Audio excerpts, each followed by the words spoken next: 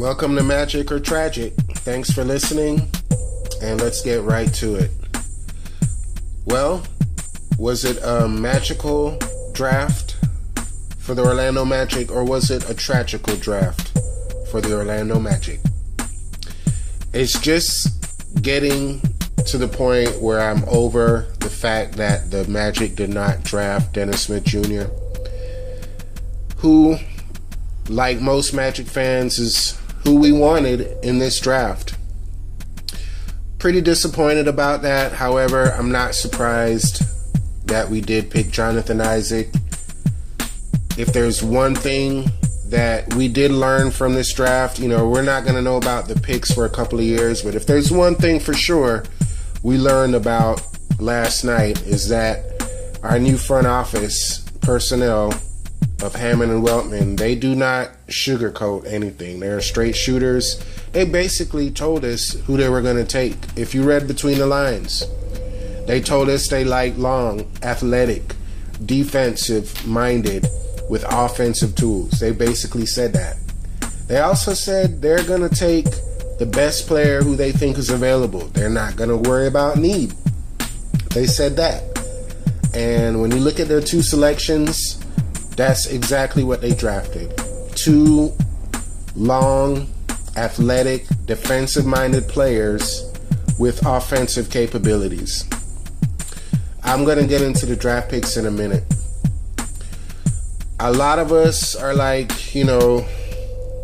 pretty down in the dumps, but I'm going to trust in our new management, give them the benefit of the doubt because they have a track record and they've done this before.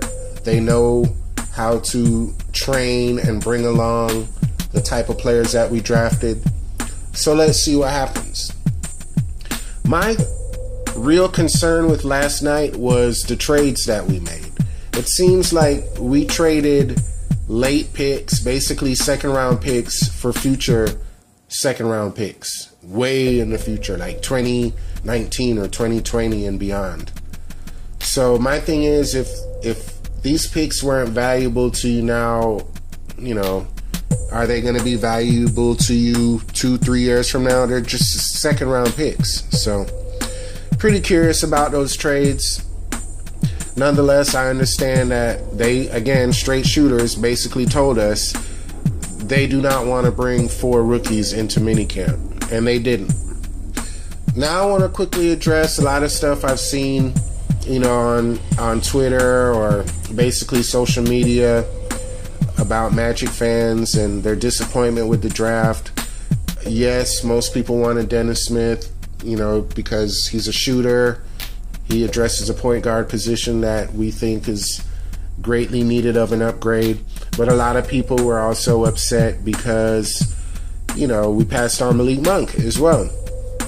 I keep hearing we need shooters. This team needs shooters. I agree with that. This team does need some shooters. But I think more importantly than shooters, this team needs basketball players. They need guys that know how to get buckets. And currently I think we have a roster full of just players with a certain skill. I can't think of one true, real basketball player on this roster. And I'm hoping that we drafted 2 last night. So, Magic fans, don't jump off the edge yet. It's way too early. I get your disappointment. Another thing, a lot of Magic fans were like, oh, how is this player going to fit with our team? And it's not a good fit for our roster and da-da-da. You guys, our roster is going to change. Don't worry about fits. Oh, how does this player fit with Fournier or Gordon or Payton or whatever? Our roster is going to get a makeover, okay?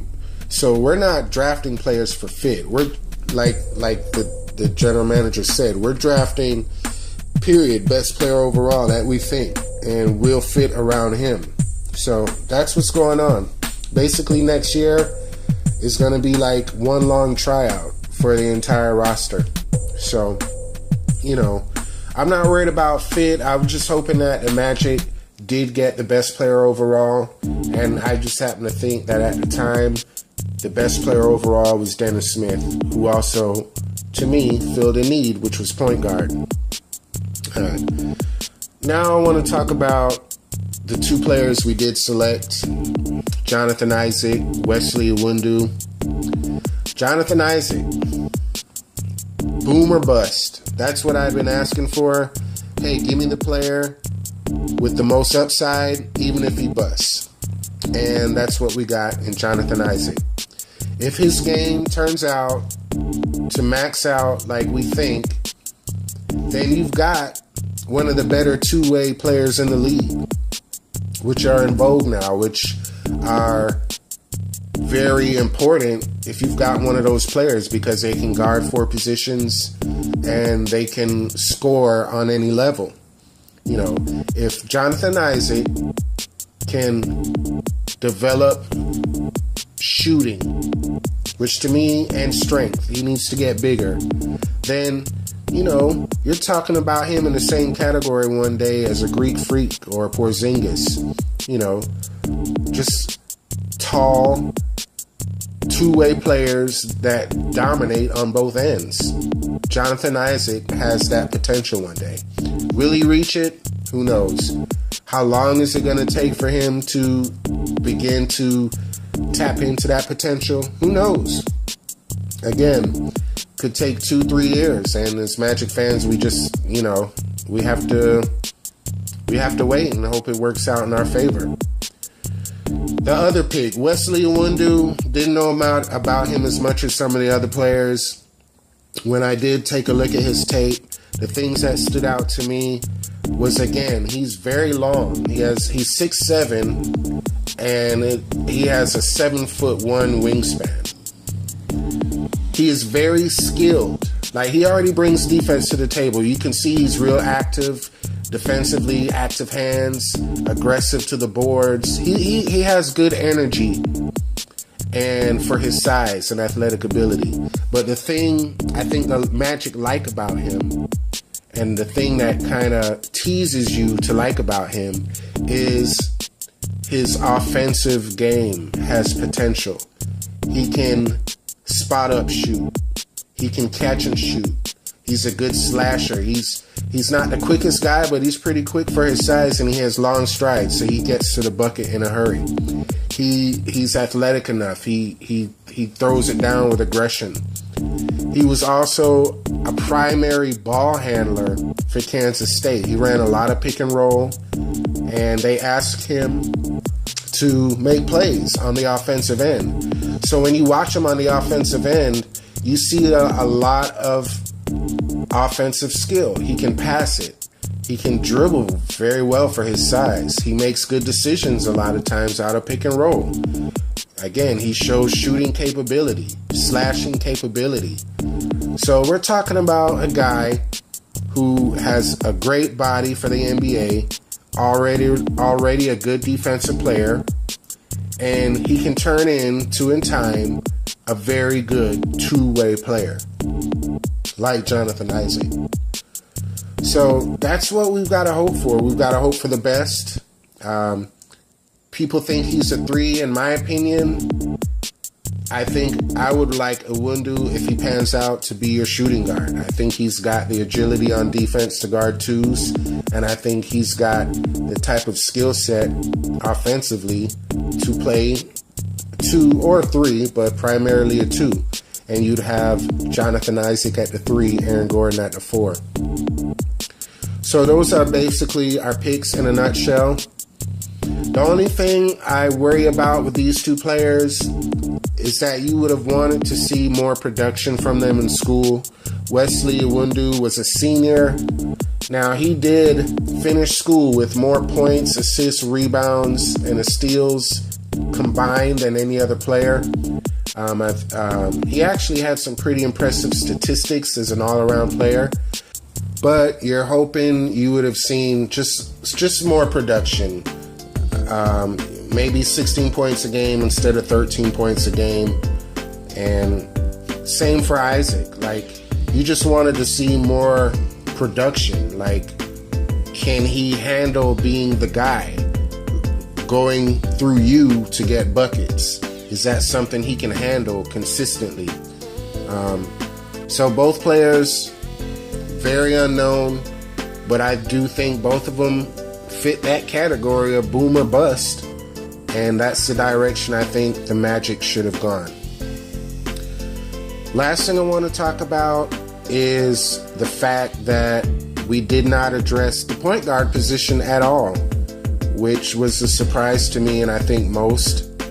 So I started thinking about possible free agents, and there's a few of them out there. I'm not sure the situation these players have with their teams, if they're going to return to their teams, but these are free agents at the point guard position that I think the Magic need to look at. Patty Mills, Derrick Rose, Jeff Teague, and George Hill.